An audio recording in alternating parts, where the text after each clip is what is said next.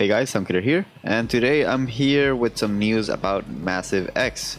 I'm here at the Native Instruments website because they updated their website, their Massive X info panel. So I'm gonna read a bit on what it is, I'll give a bit of my opinion, and we'll talk a bit about that and all those kinds of things. The first biggest news that I read, because I already read the webpage and all the information, Massive X has been delayed. It will be releasing in June.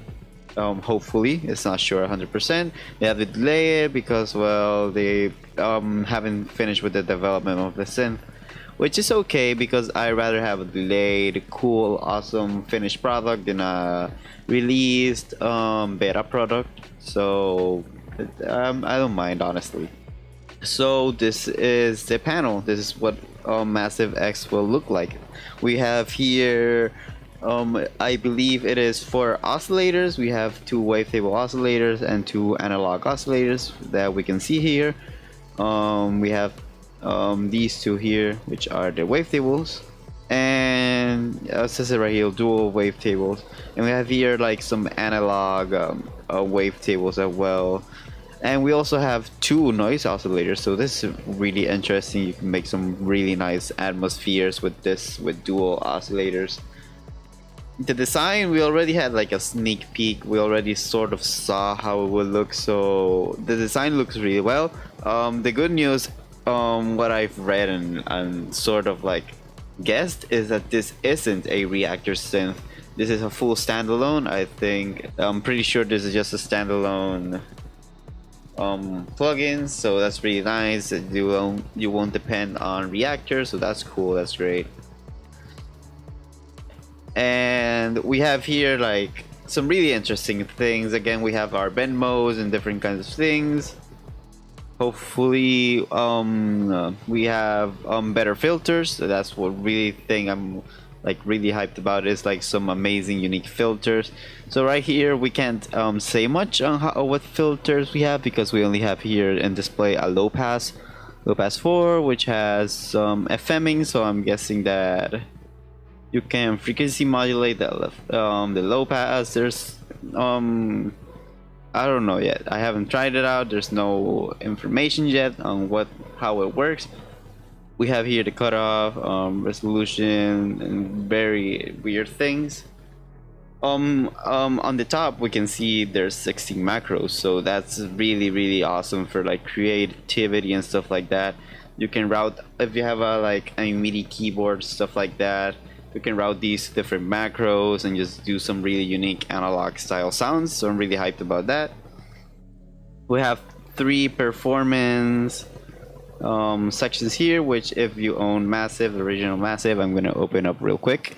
So just like the original Massive, we have our performance tab, which has been greatly improved. We have our performance view, which is basically a very improved performance tab for automations, which I'm really hyped about because I really enjoyed, really used a lot the performance tab in Massive, the original Massive.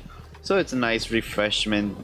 We currently don't have this on Serum, which is what everybody uses, so hopefully this is something that people start using again, just like in the old classic Massive. We have here some effect slots, so we can see here that there's a phaser and a standard delay. So we also have reverb here, which are just 3 effects, so I'm guessing you can load 3 effects into one like synth, so that's really cool, that's really nice. We also have here our basic knobs, which are the amp things here, tuning and all that. Here we can see the voicing tab, which is basically, I'm guessing it's gonna be this tab here, the voicing tab, where you can play with the polyphony and the detuning and all those kinds of things. And we also have a routing tab, which I'm guessing it's like the same system original Massive had. There's actually a slide talking about that, but we'll skip to that in a moment. Let's first talk like here. We also have like envelopes. There's 2 envelopes here. LFO. There's 1, 2, 3, 4, 5, 6 envelopes. I'm sorry, 6 LFOs and 3 envelopes. So a lot of creativity as well here. Also, I can see here that this part here is divided by sections. So I'm guessing that this is controlled, for example, like an external clock or stuff like that. For example, it's 4 beats play and then it switches, and it completely changes the the envelopes and stuff like that, switching. So that's something interesting. Or it could be MIDI triggered, and it can work like some sort of analog synth that works like repeating like a step sequencer or something like that. That's very interesting. We also have here our LFO switcher. So this looks very different, very unique. Seems like you can just like easily change between shapes, different LFO shapes. So that looks very creative, very intuitive. Like for example, for automation purpose, this looks very intriguing because you can start the automation and then completely change it for another part. So for example, having a triangle wave modulating the amplitude of the sound, and this completely change it to a sine wave, stuff like that. So that's very cool, very awesome, in my opinion.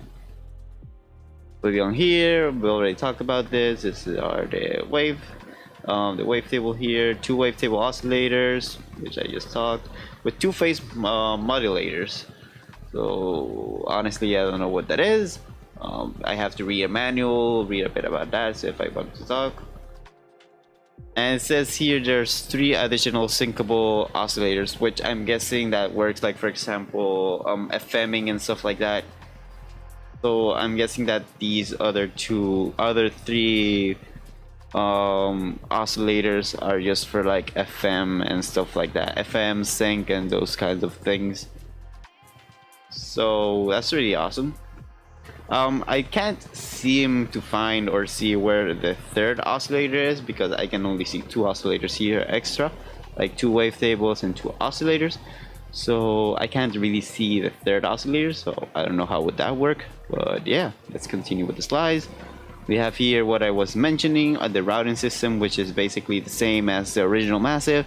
You have here only with a cleaner, more modern UI, which is sort of like the Reactor Blocks UI. That's very interesting. And if we go here, we have the automations and modulation stuff. 8 configurable modulators. So 8, we have the envelopes plus the LFOs. So that's very cool.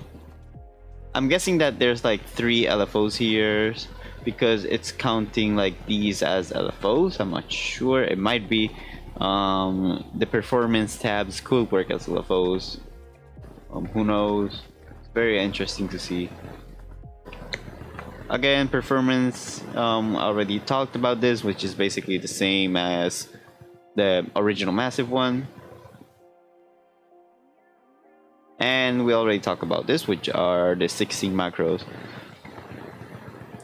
So there's really a lot of big potential for like very different creative sounds. I'm thinking that the big selling point on what will be Massive X are filters. I talked a bit with some friends of mine, producer friends, and they told me that what will distinguish Massive X are the filters, because everything else seems pretty standard, like things you can do in Serum, for example. So hopefully that is the case. Hopefully we get some really unique different filters as well, like effects and stuff like that. I think Native Instruments has a big statement that this is a revival of Massive X, and I'm starting to see it as more of a refresh of Massive, since there's like so many features that were in the original Massive. Just like they just seem cleaner, they seem like they have a little bit of more extra things and stuff like that. But I think like the workflow will still be like Massive. So if you use Massive, you know how to use Massive. If you've done anything with Massive, then I think this synth will probably be very easy to use for you guys. Hopefully it is. I've learned Massive, so hopefully I can actually use this synth properly, like without a big learning curve. But yeah, we have to wait until June to actually see what's going to happen with Massive X. But until then, this is all we know, all we got. So yeah, hopefully you guys are hyped as I am with Massive X. This seems like a very interesting new synth. Hopefully it revolutionizes again the sound design and how everything works. But yeah, this was SoundKiller. Until next time.